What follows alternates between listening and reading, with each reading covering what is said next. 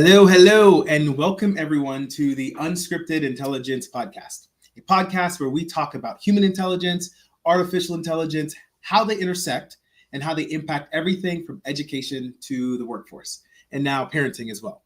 On this podcast, we interview innovators, thought leaders, and change makers who are making waves and shaking things up.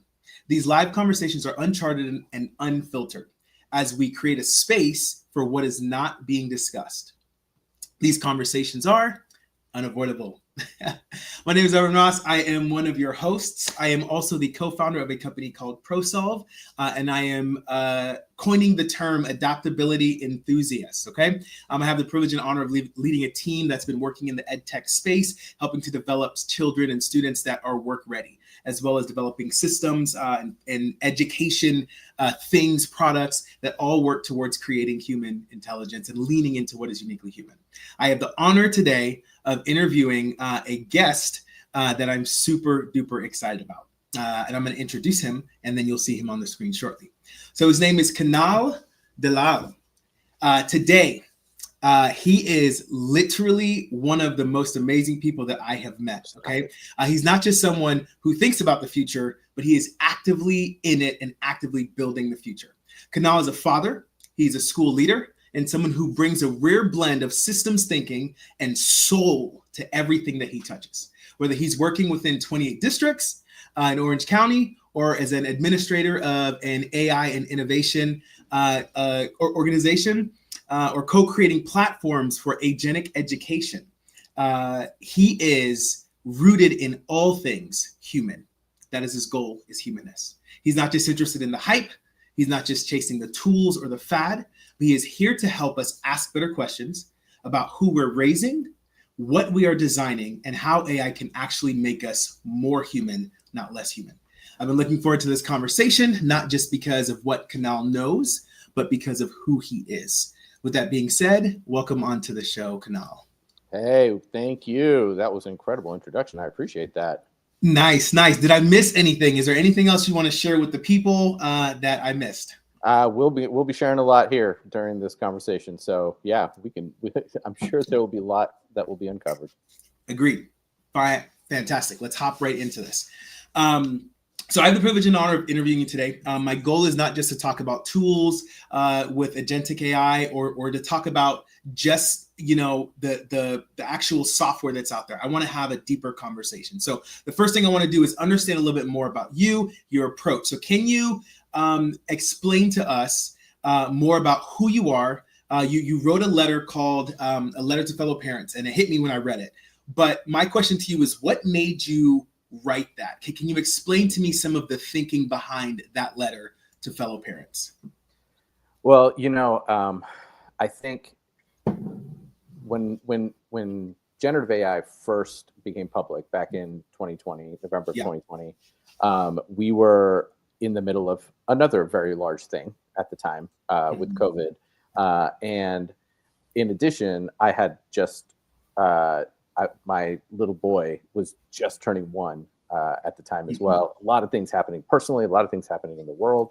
And when I started, I had been laid off right at the beginning of COVID. It was a blessing because I got to be a stay-at-home dad. I wanted to be a stay-at-home dad. So I got to be a stay-at-home dad. But, being a stay-at-home dad or just being a stay-at-home parent is difficult with a newborn and difficult when you've never done it before. And then add in COVID, i.e., I have no supports, right? I don't get to go to any daddy groups or parent groups, or I don't get to have friends come over to help, and I don't know what I'm doing. Add on to that, I'm in Northern California. I'm in the Bay Area. We had the worst fire season, I think, probably on record that year. So we couldn't even really go outside. And like so a perfect storm. It was just there was a lot happening all at once. And then ChatGPT becomes public, and I'd been following AI for a while, and I didn't know that it was like, I don't think any of us knew that this generative AI was going to become public. And here it becomes public, and I have this moment where I am trying to explain the word solidarity to my, at the time, 2.5-year-old. Wow. And I don't know. I'm a weird dad. I'm trying to explain solidarity to a 2.5-year-old. I was gonna say, what prompted that conversation? Why not, right? Why not? You know, you can never start too early, right? But I was struggling, obviously. And so then I was like, oh, there's this ChatGPT thing. Let me try this. And so I said, you know, explain solidarity like I would to a 2-year-old. Nice. And what it gave me was so good. I was like, wait, hold on a minute. And so then I was like, okay, this is his favorite television show. Can you liken these characters to Shakespearean characters? No way. And then it did it. And 2 of them were garbage. They're full on hallucinations. But 3 of them actually sort of made sense. And I was like, wait a second, there's got to be a paper. You know, this was back when literally anything it did, we were like, what? It can make a recipe? What? You know, right? Everything. And in that moment, I was like, hold on a minute. This is going to change.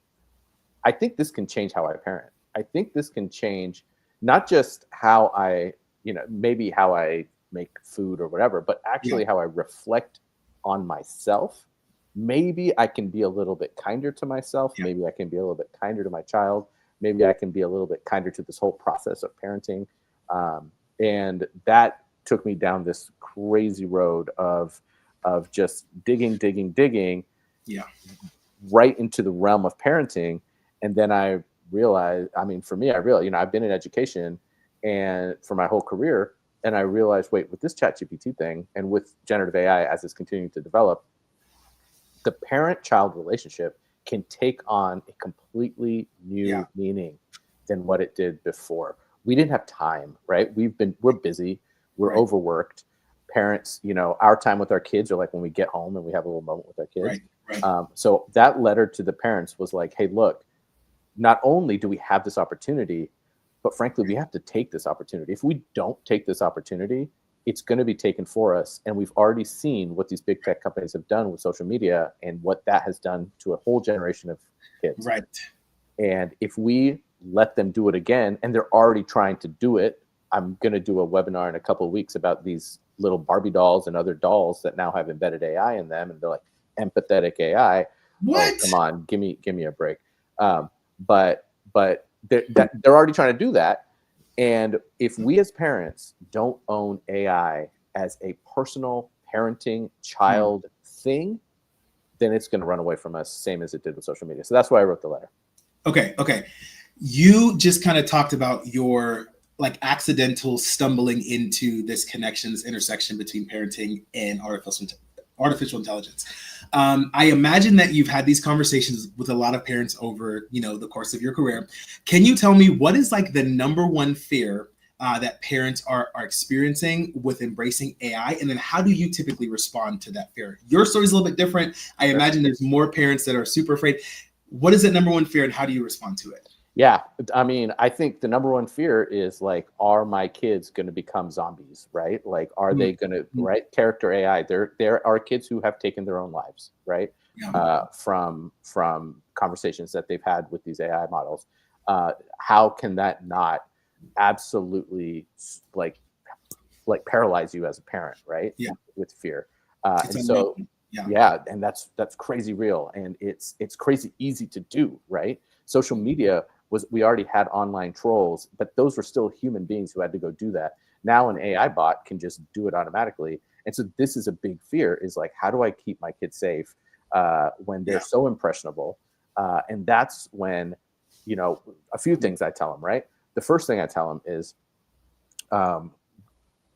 always triangulate AI use with your kid. And by triangulate, I mean AI is one corner of the triangle, but you and your child are the other two corners. Really use AI with your child. Don't just have your kid use it. If you have older kids, I know they're using it, but still sit down for a moment and don't, you know, it doesn't need to be some like pedantic thing about like, oh, this is how you're supposed to use it. Make weird jokes, right? Like clown each other. I don't know, whatever your little home culture is. Like do whatever it is in your home culture. My son and I roast each other so bad with AI now.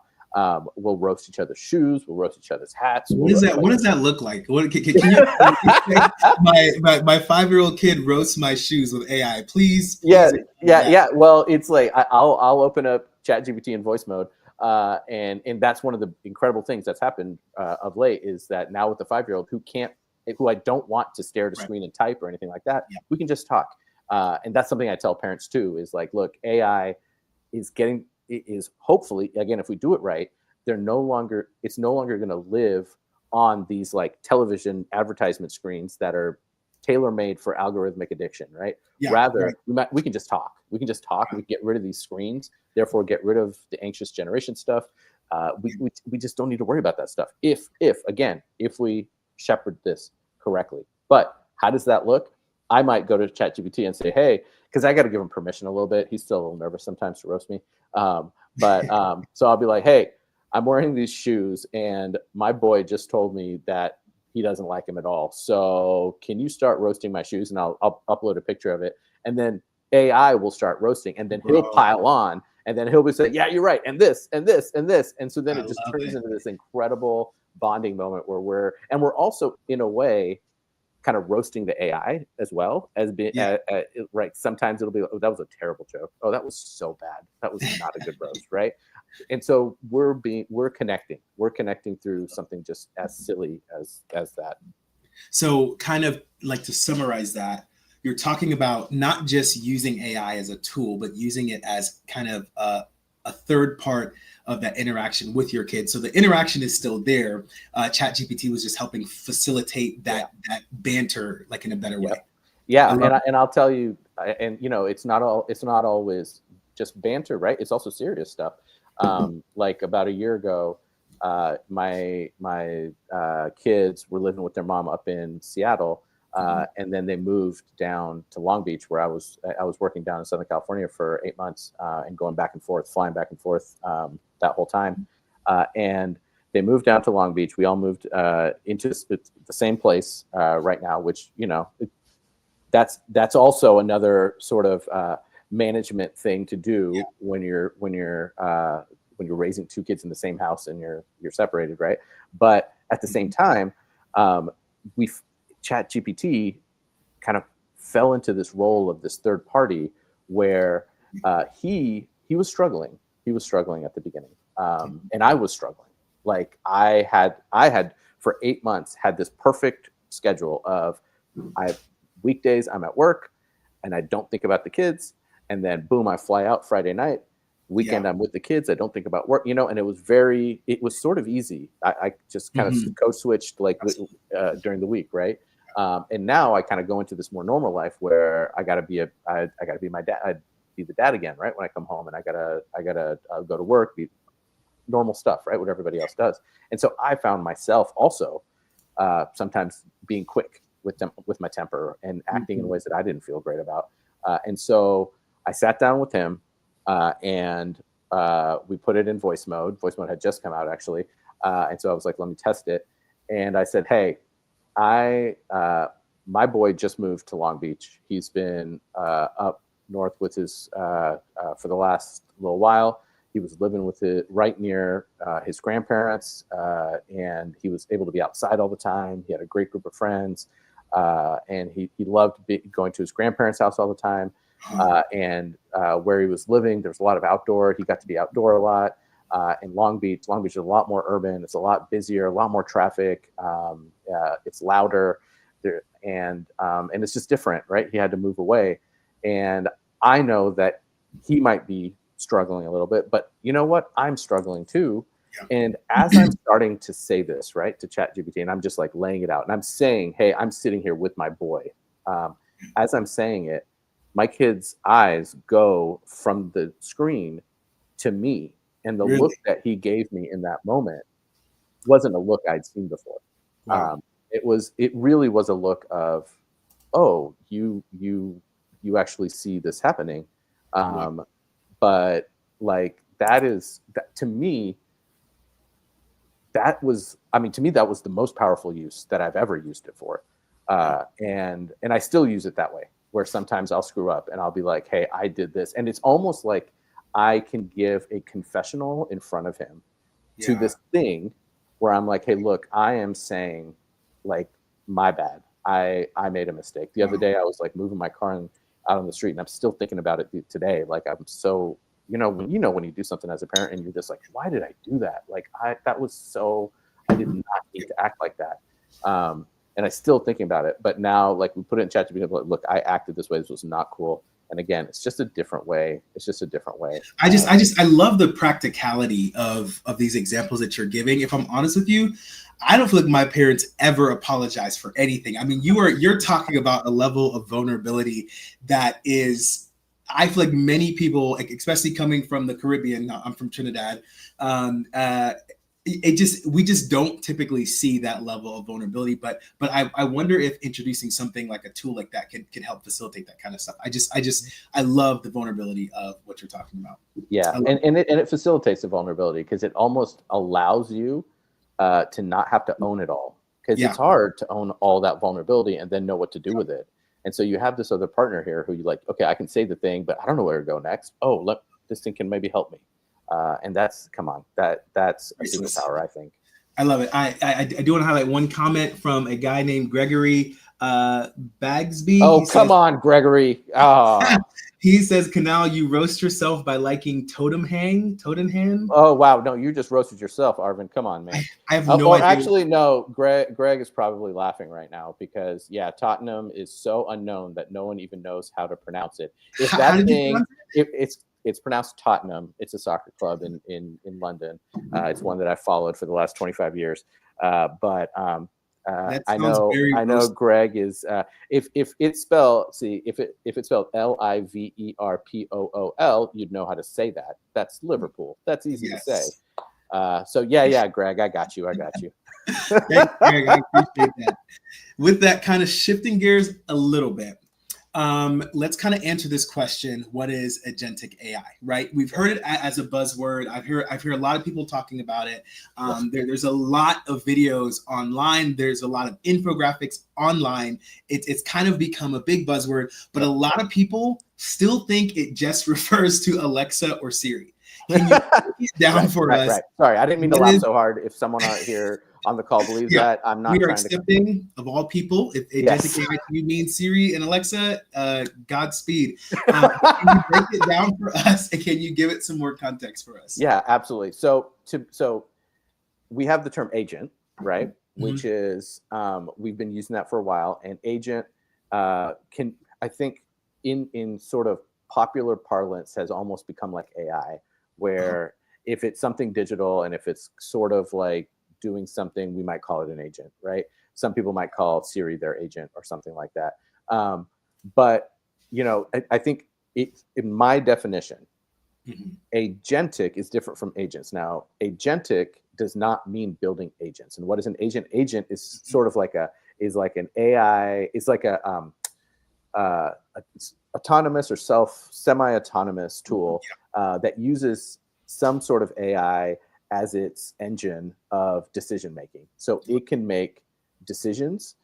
It can think about decisions. It can think about what you said, and then it can sort of autonomously or semi-autonomously make a decision about what it's going to do next. Right. And in most of our cases now, we use these large language models to make that decision. So an input will come in. You'll have an email that comes in. It'll be fed into your LLM. Your LLM will decide what it needs to do with it. Is it a high priority one? Really quick, give us some more context to what LLM is. Oh, sorry. Yes. LLM meaning ChatGPT or Claude, large language model, which is all of these generative AI tools like ChatGPT or Claude or Google Gemini, whatever it is that you're using. Yeah. Thank you for that. And so they're using one of these generative AI models. So let's just say ChatGPT. They'll be using ChatGPT in the background, and ChatGPT is now the engine essentially of the decision making. So that's the simplified agent. However, agentic isn't referring to building those things. To me, agentic systems are systems that use AI as infrastructure so that the other things can happen. And so you're actually using AI to build systems. AI isn't the system you're building. The system you're building may be some new GIS software to be able to map certain parts of the world better. Your use case, you might be building like better ship navigation system, right? Yeah, or like a agricultural system that saves water over large, large fields. However, the agentic engineering means all of that is being built autonomously or semi-autonomously through multiple agents. Like I was just on a call a couple weeks ago where someone was tried to do 50,000 agents at once, and apparently it worked. And so we can really have a quantum computing. Yeah, right. And the thing about these agents is they're not sort of like you build an agent and it's just there. An agent can be spun up for literally like a microsecond to solve one single problem in one little moment, and then it's gone. No way. And so each of these agents can now spawn out, say, 50 new agents, and maybe 6 of them last for 10 minutes, 10 of them last for the duration of while you're using the app, and almost every single one of them lasts for seconds, if not microseconds. So, and then as this system develops, so say, for example, you're building an agricultural watering system, right? As this system starts to learn, it starts to spawn new agents. It starts to build out new kind of what we call ephemeral agents, that live just for a short amount of time and then die. Those ephemeral agents might spin up more agents, and all it is it's like you're trying to think of it as, when you had software, right? Like you had legacy software, right? You're like Microsoft Word or something, and you had bugs, and bugs needed to be fixed, right? And until that bug got fixed, you updated, you sort of had to live with the bug. Right? But now bugs sort of become obsolete in a way, because there's no such thing as a bug when you can spawn an agent to get around that, whatever that case was that software was having a problem with, and then it goes away. There's no such thing as it sort of changes the idea of software. Yeah. Software being something that you wait for a long time to develop. Yeah. I don't know if that's something that's going to last for much longer, because now with agentics, you can have swarms of AI agents develop right now. You know what I was just doing right before this call is I was making my own version of Zoom, because I was like, you know what? I don't like this 40-minute thing. I don't like the privacy issues where everybody's got to give their email, everybody's give all their information. And so I'm going to make it so that's totally anonymous. I can have as many people as I want, and it's just going to live locally. So it's not on some cloud somewhere where you have to log in, and it's done. And I'm probably going to have it done by the end of tonight. And that's what agentic engineering is. That is wild and insane. You used a couple words that just triggered me from watching The Matrix so much as a kid. When you said spin up new agents, that literally made me think about that scene in The Matrix where I don't remember the main bad guy. Yeah, Anderson, is that his name? Anderson. Yeah. Like spiritual, and then it's like there's multiple of him. That's exactly, it sounds like what you're talking about. And then you just said spinning up and creating more to do things, and then they're supposed to die. I cannot be the only person here, because in fact, I see one comment asking, should we be afraid of agentics? That's a big question that I want to toss out to you. Not just parents, should teachers, should administrators, should business owners? Is there a fear? Is there a valid fear for agentic AI? So yes and no. I think agentic AI in and of itself is, I don't have a whole lot of fear on it. However, the people who are building it, now we gotta have questions about what is being built. And so there's always going to be cases where folks are going to say, you know what, this seems like this, I could really use this for something that is not so savory, right? However, my response to that, and my consistent response to that is that I'll give you a quick example. I built oh, hello, Agent Smith, Greg. I built a quick, this is going to sound hilarious that I said that. I built a quick facial recognition app. By the way, I'm not a coder. I've never built code in my life. I've never written code in my life. This was all my AI agentic team. Built little facial recognition software just so that I could see if I could do it. It's nowhere near as good as ones that already exist, but I just wanted to see if I could do it, right?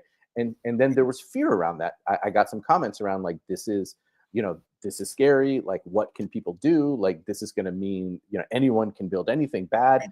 And I'm sitting here thinking, did we not just see all of these tech bros in lieutenant colonel uniforms being sworn into the US military while they're making AI for autonomous weapons, and they're making AI to build swarms of armed drones? And we're worried about some kid in the basement doing something weird with agentic AI. Are you to me, when we're talking about fear, I'm far more fearful of what's happening behind closed doors than I am if this stuff is out in the open. And so it's never going to be like, when you give freedom, because this is what agentics is. It's sort of this next level of freedom. When you give freedom and you democratize freedom, there's always going to be a fear. But I believe that 99.99% of us are exceptionally good, and we're all trying to be good. And because of that, we're going to overwhelm these closed door AI models. Hopefully, I don't know. We're in the middle of it right now, so we'll see how it develops.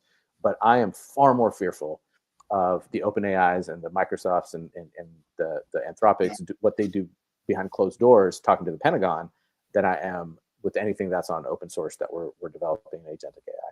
Yeah, I really don't want to even go into that, because I feel like who's ever watching our this podcast is gonna like pull the plug immediately, and then we'll have some knocks on our doors. So let's just go ahead and just kind of skirt past that.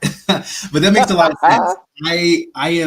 I'm not a conspiracy theorist, right? I believe everything is totally fine in the world. I don't have any conspiracy theories at all.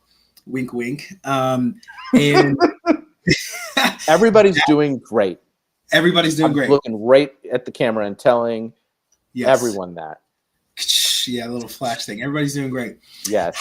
How do you kind of pair that thinking with, like, we know the possibilities of negative use of agentic AI is there, right? How do we lean into using agentic AI to make us more uniquely human? How do we use agentic AI to develop and to exacerbate our skills of being uniquely human?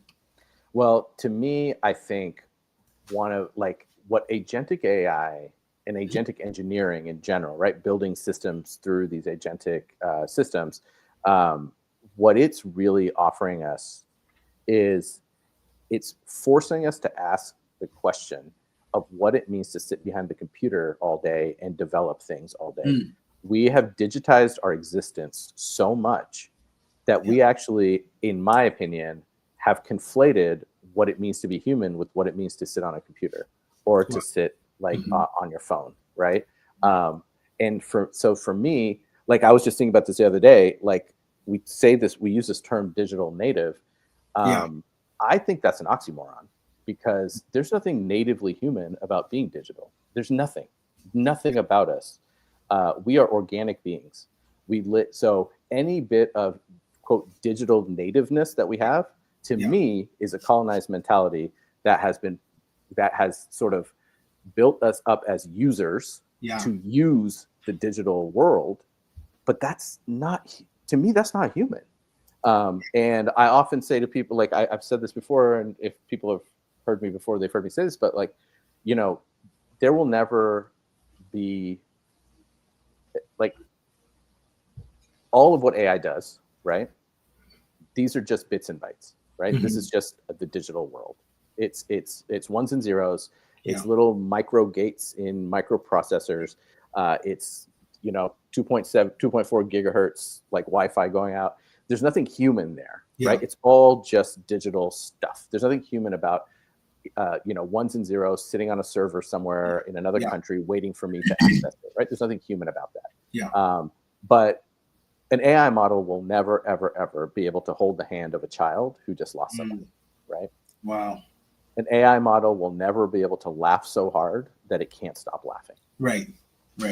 You're never going to be able to sit in a room with an AI model in silence and feel like you're with somebody, right? Come on. That's never going to happen. And so if we allow ourselves to sort of separate our value, how we valued ourselves through this digital lens, if we can separate that and say, you know what, AI's DNA is digital, Yeah. So it's going to do the digital world better than us, and it should. And so I'm going to help it do it.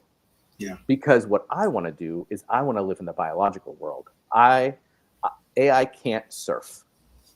I want to go surf. AI can't ride my bike. I'm going to go ride my bike. AI cannot cook a meal for my son with love and care. That's something I can do. And I so love that. I want to lean into that. And so when you're talking about how can agentics make us more human, it's not the agentics that's going to make us more human. It's actually agentics sort of removing this digitally sort of the space that we've just become, this digitized human being that we've become, to hopefully bring us back to, a slightly more indigenous, slightly more pre-digital world where we got to be more human. Okay, so good bars. I feel like I can get some really solid clips out of that. That was fire. But with that kind of comes this question of where is the line between just being a helpful tool or what have you, to us being legitimately dependent upon AI and stuff like that? Like, how do we know what that line is, and how do we know when we've crossed it? I mean, to me, it is the line. Like, AI and agentic AI has moved to such a space where now we're really talking about what is the power of electricity. We're not even talking about because all of this is just electricity now. It's just, if you have power associated with it, you can stick a computer chip on it, you can put an agent on it, and now it becomes this autonomous thing. So now really, and I wrote a piece about this a couple of weeks ago where I was like, look at what we made electricity do. We made electricity be able to sort of think, right? We made electricity be able to kind of run our city grid, right? And so really what we're talking about is a dependence on electricity. And also that's what I'm going to step back to, right? Because we are at a place now where AI is going to be so embedded that it will be analogous to electricity. And so what would we do without electricity? That's the question, right? Is like, what would we do without electricity? Well, now we really got to think. Like, there's no internet, there's no lights, now we got to think. But to me, that's the same question of what will we do without, if we get so dependent on agentic AI. I don't think there is such a thing as being dependent on agentic AI, because agentic AI is just taking something over that frankly hasn't existed for more than 30 years, 40 years anyway. We've been a species for 100,000 years, let's call it 100,000 years. I don't know. But out of that 30, 40 years, we've been digitized in front of a computer screen. That's what AI is taking away. There isn't, I don't know. I'm not feeling a whole lot of loss. I'm feeling a lot more to gain than I am to lose. Yeah, and it's funny you say that, because I think you're walking that out. I've heard you speak, and I've been to a couple of your virtual sessions, and I think you speak to that healthy dynamic and balance more than I think anyone that I've seen utilizing AI systems tools or even agentic tools. I think I told you this on our call earlier. I watched you do a session where you shared a book that you made for your kids who, and correct me if I'm wrong, have never been to India. Correct. And you used maybe it was chat to generate images of your childhood memories at stores at different locations and stuff like that. And then you created a storybook out of those images, all those cartoon images, and put yourself where you're kidding them. And that blew my mind. When I think about how to utilize agentic AI in very practical, simple ways, like we've talked about earlier, that comes to mind because I just, the thought had never occurred to me. I'm not usually in spaces and places where anybody talks like that. So my question to you becomes, when you talk about turning your home into like an agency sandbox, what does that look like for a parent of like a 10-year-old, right? Yeah. What can a parent do differently tomorrow using agentic AI to make things different? Yeah. So I'll step back from agentic AI and go into what I'm considering right now, like the agentic either family or student, right? Because the agentic AI, that we're talking about like systems, right? So when I think about what an agentic student looks like, or an agentic, even if you want to say a child, I'm borrowing language from the AI world, where I'm saying that if I want to have a child who sort of who walks and talks and lives in this agentic space, what it means to me is that child is autonomous. collaborative, creative. And what does autonomous mean? That means something different depending on the age, right? Yeah.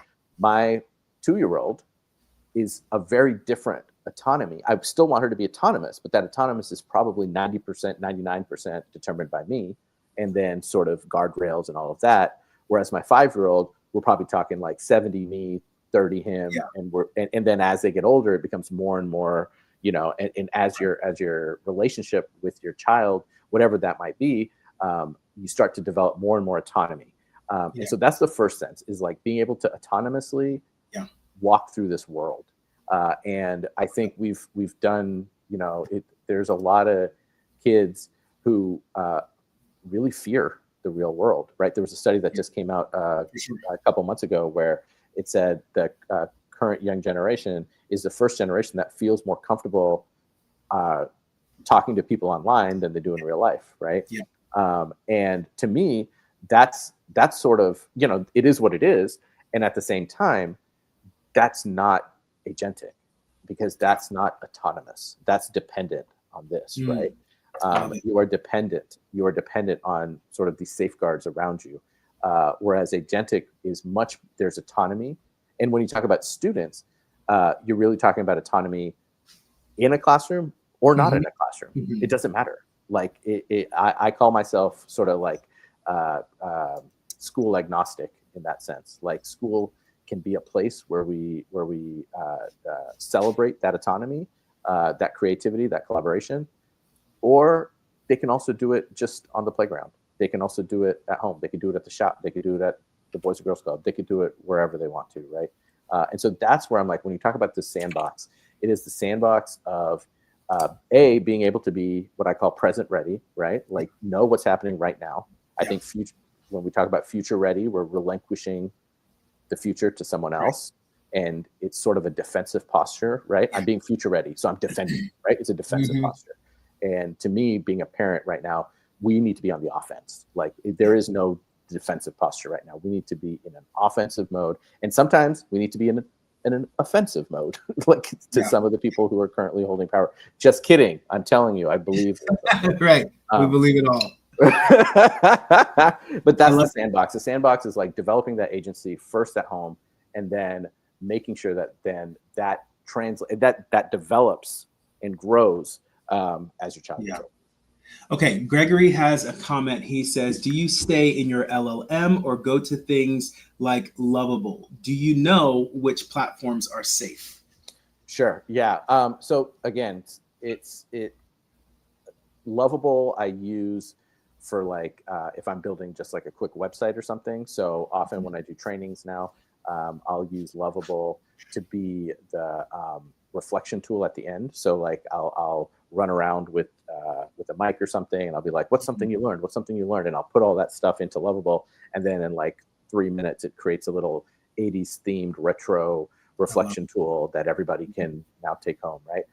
I don't put any information in there. I don't put any personal data in there. And so I think safety comes with that. I think with agentic systems, especially when you start working in the back end, right? So I use Claude Code a lot. That's my, it's actually running right in the background right now, building my Zoom thing. And it's that Claude Code that gets a little trickier, because you have to have a little bit more sophistication and understanding. What is it doing to your local machine? Where's all this going? But I think if you know what you're trying to build, and you try to limit your own kind of, I don't know, just know your limitations, know the water you can hold. I'll give you a quick example. I was developing this app, and then I sort of like paused it for a minute. I use it with my son, where we share stories at the end of the night. And it's sometimes hard to talk to your kid. Hey, what did you do at the end of the day? Oh, nothing. Oh, how was your day? Whatever, right? And instead, what I do is I just narrate what I did all day. I was at work. I did this. This is what I did. This is what I did. This is what I did. Blah, blah, blah. Right? I'll just narrate. And then I have him narrate what he did. And, sometimes it's good. Sometimes it's whatever, right? And then what this app does is it takes those two narrations, and then it uses an LLM in the background, and then it finds commonalities in how we both affected the world positively. even though we were living separate lives, right? And so now we can combine together and say, hey, look, we both did this for the world today. Dude. How cool is that? And then we add another layer where we then point to an indigenous tradition and say, hey, give me an indigenous tradition from somewhere in the world that now we can learn from. So we can now not only see what commonalities we had during the day, but also what commonalities we had to our ancient selves, right? Yeah, dude. So I'm building that, and now I'm thinking I'm going to put it out, and I'm going to allow people, parents, to be able to slowly build out like a map, right, of their kid. And I'm realizing I don't have the sophistication actually to be able to hold that data in a way that I feel like I can confidently tell parents that I'm holding it in a secure way. I'm just not that good. And so instead, what I did was I said, never mind. I'm not holding any of the data. Instead, I have a button at the end that says create a PDF. You save your own PDF, and then you can put that PDF into your own AI, and then it disappears from me. I hold nothing. And so that is a way in which I have learned my limitation, and I'm like, I can't hold your data. Nope, I just can't do it. So you're gonna have to hold your own data. Dude, I'm floored. I feel like you're just dropping bombs after bombs when it comes to like these really cool, unique, practical ways that you can use agentic AI and just simple tools. What would you say is, like, I'm just curious, the most beautiful thing that you've created or that you've done with any AI at all? Can you just give us just a quick snapshot of that, if you haven't already? I mean, I think the most beautiful, I just think having, created is not the right word, but sort of catalyzed a 5-year-old to be as cognizant about what's going on in the world right now as he is. That's the most beautiful thing I've done with AI. Wow. And it was all crystallized when we were, I was walking across the street. This is like a couple months ago. Me and him were walking across the street, and he says, "Hey, Boppy, the world is changing so fast." And I was like, dude, you're 5. What do you mean the world is changing so fast? Like, what are you even talking about? And then I was like, well, no, you're right. The world is changing really fast. I got you. But then I asked him, I was like, what do you mean by that? Like, tell me what you mean. And he said, AI has gotten so strong. And I was like, well, hell, like, yes, you're right about that too. Like, and so then I asked him again, I was like, but what do you mean by that? AI has gotten so strong. And he says, the images have gotten so much better than they used to be. And that's an absolute truth of what he has seen, right? And he has been able to engage with it in a way that he understands through me. And so he's able to be present ready right now and understand what is happening in this space of massive transformation. And for me, normalizing that kind of change to me is probably the best thing I've ever done with AI.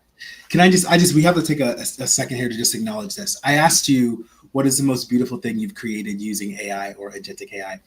And your response was a person, a human. Can we just all just take a second to imagine that if our education system had the same kind of response as Kunal? I'm wondering about what the world would look like if at the end of a school career, students, teachers, and administrators could say, we created students that were actively, intentionally engaging with the world in positive ways to solve it. I wonder if my biggest, trophy in my entire career was not just a cool product or a cool company or a cool whatever, but instead was people. Can you help me and help everyone listening frame how to get to the place that you're at now, where when asked this question, your first thought is a person and not a specific thing? Can you help us get there? I mean, if I can get through the tears that are starting to come into my brain, like, like, I think it's first off, it's like an understanding that we as humans have an sort of an incomparable responsibility right now. Like, it's not, we have a world that needs healing. We have a world that needs to re-find its joy, and it needs our kids to be able to imagine their joyful future. And if they can't imagine that joyful future, then they're not going to be able to build it. And we have to be the people that offer that to them. And to me, there is no building of a thing. Come on. There isn't a building of the person. And Come on. That's it. That's all it is. Man, I just want to take a moment of silence for all of the wrong thinking and wrong paradigms associated with us asking that question. I feel as though I am truly a product of several amazing people that intervened in my life in points and times where I needed it and I didn't know that I needed it. And your response just kind of is sitting deeply in me. That I'm your 5-year-old kid right now, and you are the teachers that poured into me and pulled me out of the spaces and places I was. Your response is just, it's so moving. And so for everyone listening here, it's moments like these where, man, I would have loved to have some time for you to share the best tools and the best AI stuff that you're using and whatever. I don't care about any of that right now. I would just love it if everyone listening would take a second to internalize this idea. What are you doing? What is the most beautiful thing that you've created? And if your response is not a person, I want to challenge you just a little bit. If your response is not a human being or an aspect of a person, I really want to take a second to pause and challenge you to go a little deeper on that and to make something like that your answer for questions like this. A part of our closing ritual, Kunal, is asking this question. It is, what is one unavoidable truth that we need to face today? What is one unavoidable truth? Can we toss it up on the screen? Anyone who's listening, you can feel free to chime in the comments answering that question as well. But Kunal, what is one avoidable truth that we need to face today? And I mean, the unavoidable truth is that we don't have a whole lot more time to determine what this AI world is going to crystallize into becoming before it crystallizes into whatever it crystallizes into. We have, AI is too fast and too quick, and we have a lot of players who are we saw it at the inauguration with all the tech leaders there. Like there's a collaboration, we'll call it a collaboration there that may not be in the best interest of the children who are in most need of an uplifting, a joyful, and a hopeful future.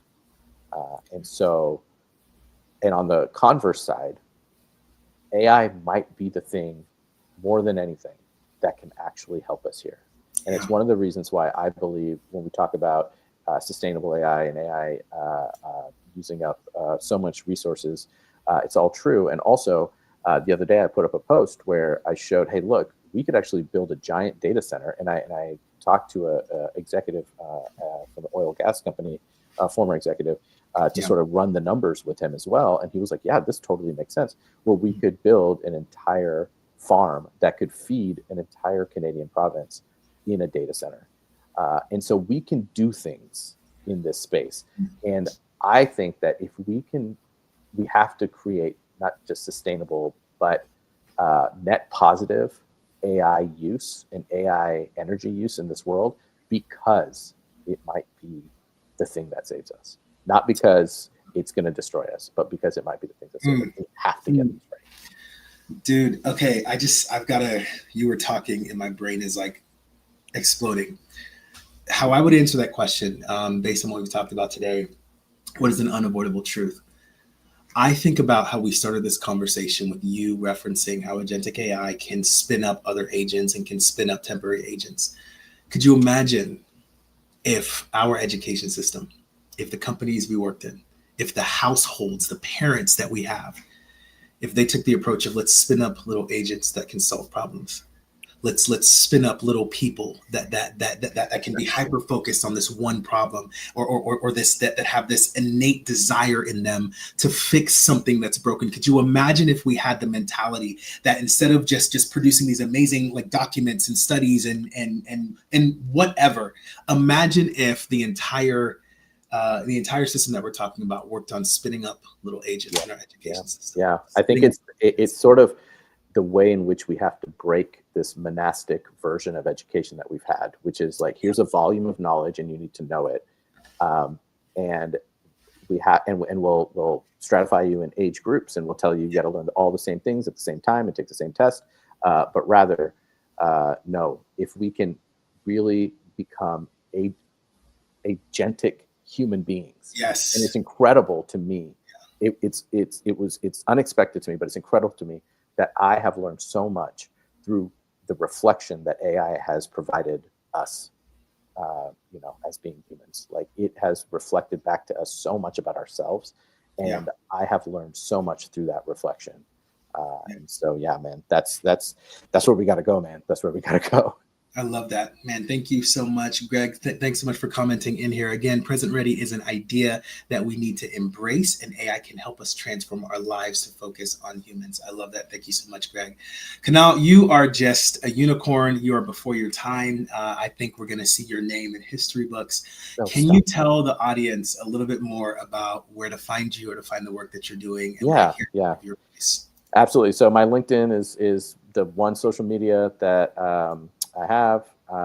We have, I got, my website is aiparentology.com. That's my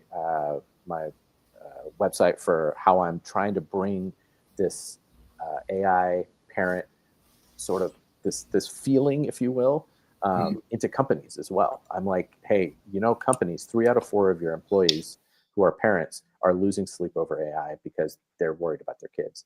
And if you don't address that, then you're missing out. And so aiparentology.com, and then aiparent.life. That's my kind of webinar thing. I'm about to announce another webinar that I'm doing about these new Barbies that have AI in them. And so, yeah, that's where you can find me. I appreciate it so much. You have shed a lot of light into these topics and these areas. I just want to reiterate to everyone before we leave off here today: spin up little agents. Spin up little agents. I think that needs to be like the tagline for today's episode. Spin up little agents. That's what I'm going to encourage everyone to do. Thank you guys so much for joining. You can feel free to check us out on humanintelligencemovement.org. We have these podcasts streaming on YouTube and on Spotify, and also on TikTok now. So feel free to hop over there. Next week, we're going to have Jerry Almendarez, and he is going to be bringing his 28 years worth of experience into this podcast and sharing some things. So please make sure to hop on with us next week. Thank you guys so much. Thank you, Kunal, for hopping on here. You guys have a great rest of your night. Thank you. Appreciate it. See ya. All right.